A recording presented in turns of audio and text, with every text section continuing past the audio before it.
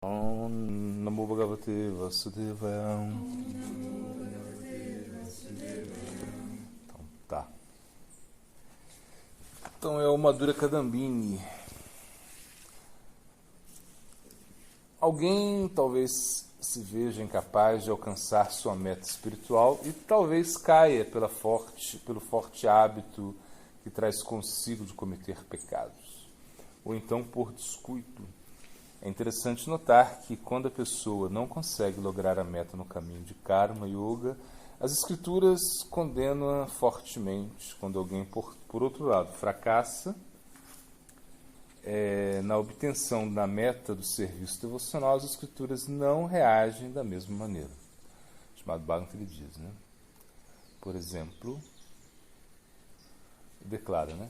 Mesmo entidades vivas e ignorantes podem muito facilmente conhecer o Senhor Supremo, caso adotem aqueles meios prescritos pelo próprio Senhor Supremo. O processo recomendado pelo Senhor é conhecido como Bhagavad Dharma, ou serviço devocional à Suprema Personalidade de Deus. Ó Rei, aquele que aceite esse processo do serviço devocional à Suprema Personalidade de Deus jamais cambaleará em seu caminho neste mundo, mesmo enquanto corre de olhos fechados, ele jamais tropeçará ou cairá. Aqui, a palavra nimilha,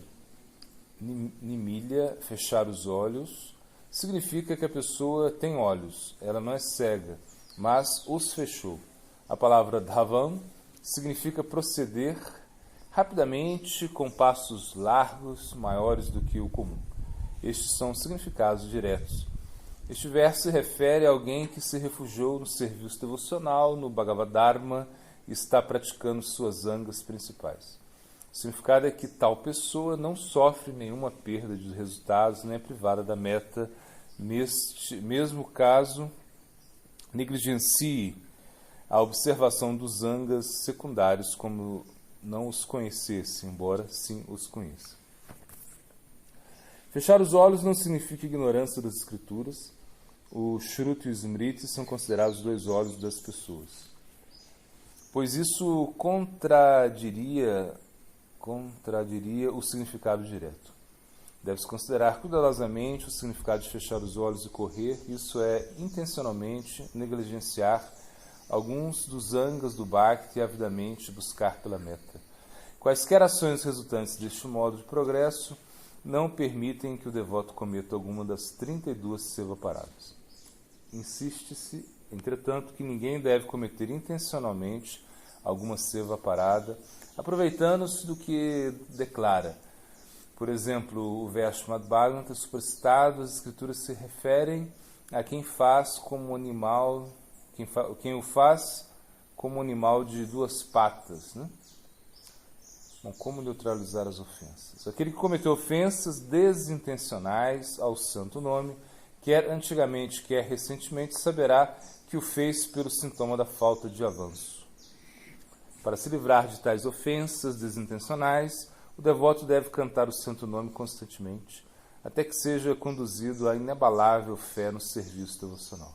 O cantar constante, de certo, reduzirá gradualmente os efeitos de tal categoria de ofensa. Caso as ofensas tenham sido cometidas com deliberação prévia, então medidas especiais são recomendadas para neutralizar as mesmas. Agora discutiremos as 10 ofensas contra o santo nome. A primeira ofensa é sadhuninda, a crítica ou a blasfêmia aos devotos. Blasfêmia nesse contexto significa invejar os devotos santos ou ser antagonista a eles. Se alguém, mesmo acidentalmente, comete essa ofensa contra um Vaishnava, ele deve arrepender-se amargamente de seu comportamento baixo, assim como se neutraliza o veneno com veneno. O ofensor, tendo incendiado a sua vida espiritual com a blasfêmia, deve se purificar no fogo do arrependimento. O ofensor deve ir até o devoto que o injuriou, cair aos seus pés e pedir-lhe perdão até que ele novamente seja capaz de agradar aquele Vaishnava. Ele deve aproximar-se do devoto com um coração trépido, considerando-se que, mediante súplica, louvor, repetida oferta de reverências ou qualquer outro meio, ele tem que satisfazer o devoto ofendido. Contudo, caso por alguma razão ele seja incapaz de abrandar o devoto, então o ofensor deve continuar a servi-lo por muitos dias, de modo a impressioná-lo e satisfazê-lo. Na hipótese da ofensa ser de tamanha seriedade que a ira do Vaishnava permaneça irredutível, então o ofensor deve condenar-se fortemente por sua ação abominável e pensar: ó, que vergonhoso, que infortúnio! Blasfemei um Vaishnava e, em razão disso, sofrerei por milhões de anos no fogo infernal.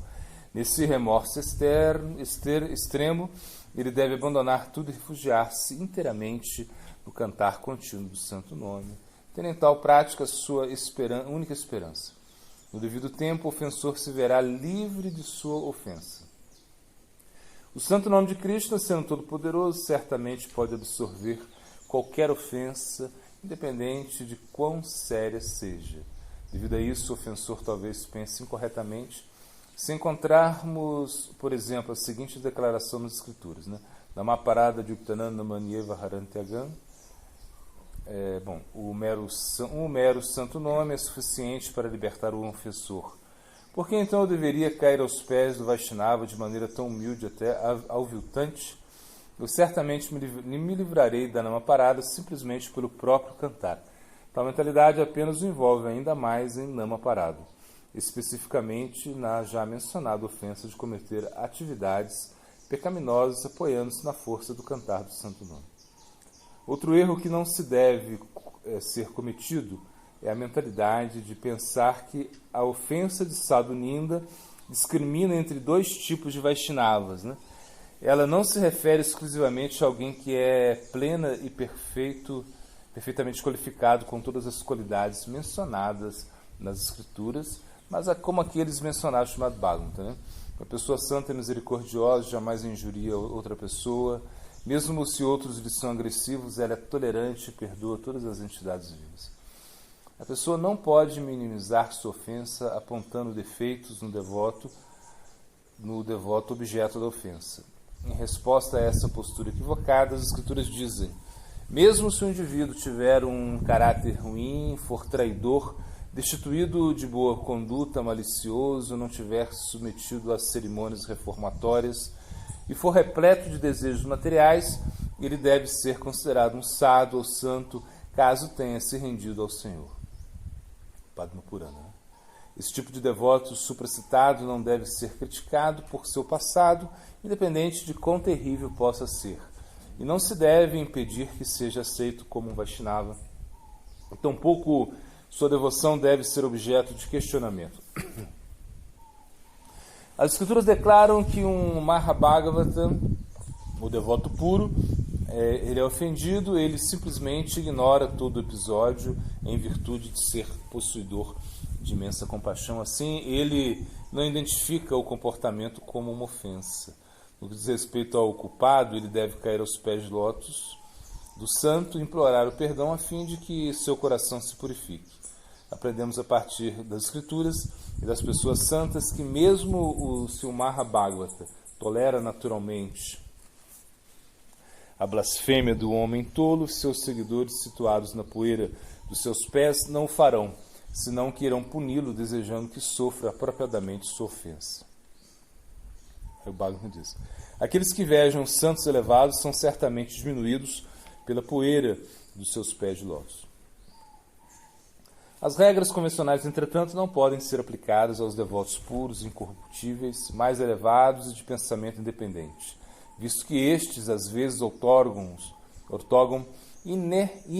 inenarráveis misericórdias, mesmo aos ofensores mais indignos. Jada Bharata, por exemplo, muito embora tenha sido forçado a carregar o palanquim do rei Rahugana e tenha se tornado objeto de suas palavras ásperas, outorgou-lhe sua misericórdia. Em outro episódio, ele vai falar do Nityananda Prabhu, mostrou misericórdia para com Madai, muito embora este houvesse agredido sua cabeça de forma tão violenta que a fizera sangrar.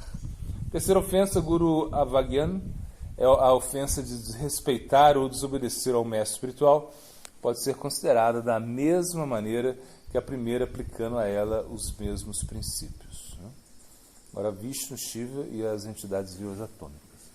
Continuaremos agora a nossa discussão explicando as diferenças entre o Senhor Vishnu e o Senhor Shiva.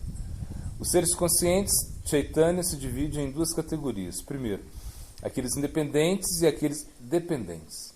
O ser independente é o Senhor, todo penetrante, Ishvara, e os seres dependentes são as partículas de consciência, divas, energias subordinadas ao Senhor, as quais permeiam apenas corpos individuais. Aqueles de consciência suprema, Ishvara Chaitanya, ainda se divide em duas classes. Primeiro, aqueles que não são de modo algum tocados pela potência ilusória, a jurisdição de Maya, e aqueles que voluntariamente aceitam a influência de Maya para executarem afazeres universais. O primeiro tipo de Ishvara é tratado pelo nome como Narayana, Hari e assim por diante. Hari é aquele que é diretamente livre dos modos da ignorância, da paixão e da bondade, o Senhor transcendental à natureza material, chamado Bhagavatam 10.88. O Senhor Shiva pertence à segunda categoria de Ishvara. O Senhor Shiva está sempre unido à sua energia pessoal, à natureza material, e manifesta-se em três aspectos em resposta às solicitações dos três modos da natureza, né? Chamado Bhagavatam 10.88.3. Contudo, muito embora seja coberto pelos modos materiais, não se deve pensar erroneamente que o Senhor Shiva está na categoria da diva, ou da alma espiritual diminuta, haja visto que o Brahma Samhita afirma, né? Assim como o leite é transformado em coalhada pela ação de ácidos, e ainda assim o coalho produzido não é nem igual, nem diferente da sua causa, a saber, o leite, eu adoro ao primordial Senhor Govinda, de quem o estado de Shambhu é uma transformação para a execução do trabalho de destruição. Nos Puranas e Agamas, o Senhor Shiva é glorificado como Ishvara, chamado Bhagavatam, ele vai falar, né? A transcendental personalidade de Deus associa-se imediatamente com os três modos da natureza material, a saber, bondade, paixão e ignorância, e unicamente para a criação, a manutenção e a destruição do mundo. Ele aceita as três formas qualitativas de Brahma, Shiva e Vishnu. Todos os seres humanos podem derivar o benefício último de Vishnu. A partir desse verso é possível a compreensão de que Brahman também é considerado Ishvara. Entretanto, a posição de Brahma como Ishvara, o Senhor, deve ser entendida como um poder investido em uma diva pelo Senhor Supremo, Ishvara Vesha, o que é confirmado no Brahma Samhita, né? Adoro o primordial Senhor Govinda, de quem a subjetiva porção separada Brahman recebeu seu poder para a regulação do mundo material, assim como o Sol manifesta alguma porção de sua própria luz, né? Em todas as joias refugentes, cujos nomes são... Vai dar o nome Suryakanta, né, que é o nome da luz, né? A lenha é uma transformação da terra, mas a fumaça é melhor do que a lenha. O fogo é ainda melhor, pois através dele podemos executar yagna ou sacrifício. Similarmente, a paixão, rajas, é melhor do que a ignorância, tamas, mas a bondade, sattva, é melhor, dado que através dela pode-se conhecer a verdade. Conquanto o mundo da paixão seja superior à ignorância, assim como na fumaça, não se pode perceber o fogo, a refulgência ígnea do Senhor no fumarento modo da paixão, não pode ser percebida, né? No modo da bondade, que se compara ao fogo sacrificial plenamente aceso, pode-se perceber a refulgência pura do Senhor, quase como mediante a percepção direta. Assim, como o fogo, embora presente na lenha, não pode ser percebido no modo da ignorância, muitíssimo embora o Senhor esteja presente, ele não é diretamente perceptível.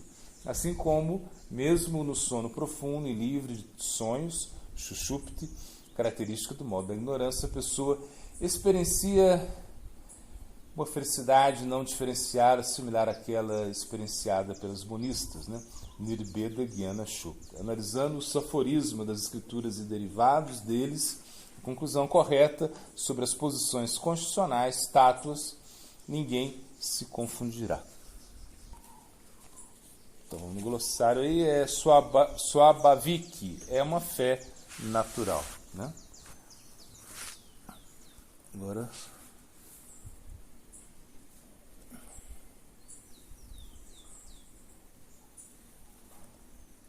a canção, né? Meu coração bate feliz quando te vê, mas mesmo assim. Bom, meu coração quero esquecê-lo, mas não consigo. Agora não consigo entender qual é o remédio, o que fazer. Dvija Chandidasa diz: simplesmente por exibir sua jovial beleza, aquele Shamananda destruiu a dinastia inteira das castas senhoras. É uma canção de Sri Chandidasa, Syamanama, né?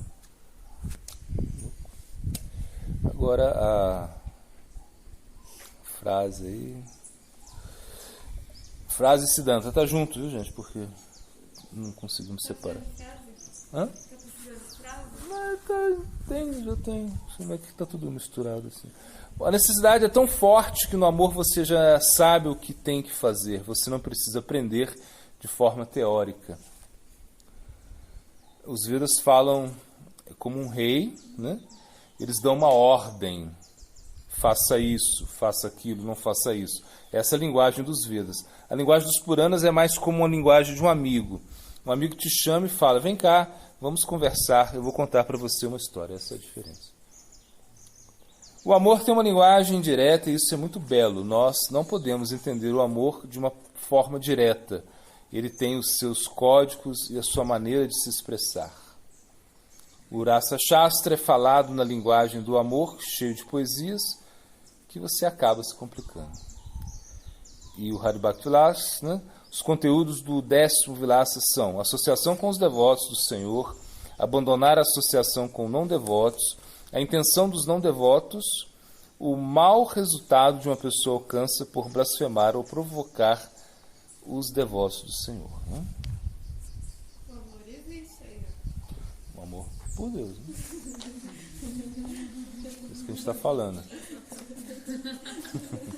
Diferente. O verso é Sarvam Chamai Pashyati. Então, Sarvam é tudo, Cha significa Mai a mim, Pashyati vê. Versinhos para decorar aí. Numa parada de Uktanam, né? Que a Mikine Amaya, e que é o 22, 113, o 68, Surasya Dara Nishita Durataya.